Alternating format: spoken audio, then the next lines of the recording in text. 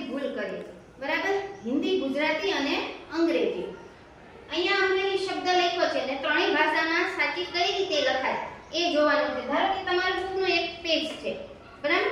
તો જ્યારે આપણે ગુજરાતી લખીએ છીએ ત્યારે ખરેખર એ લીટીને લટકાવીને અથવા તો લીટીની નીચે અથવા તો લીટીને અડાડીને પણ તમે કહી શકો.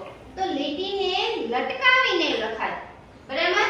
આ રીતે લીટીની ઉપર નહીં.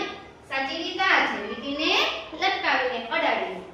જ્યારે હિન્દી શબ્દ આપણે લખીએ અક્ષરો, બરાબર, ત્યારે એ લીટીને આ જ રીતે લટકાવીને લખાય છે. શિરોરેખા કરવી ફરજિયાત છે અને આ જે લીટા આવે એ ઉપરથી નીચે સીધા આવે. હિન્દીની ચોપડી કે ગમે એ જોઈ લેજો. આપણે ઘણી વખત લટકાવીને તો લખીએ છીએ અક્ષર, બરાબર, પણ આપણે વળાંક કરીએ છીએ ગુજરાતીમાં જેમ વળાંક કરીએ તેમ. તો એ ખોટું છે. અને ઘણી વખત આપણે લીટીની ઉપર લખીએ તો એ ખોટું છે. સાચી રીત છે આ લીટીને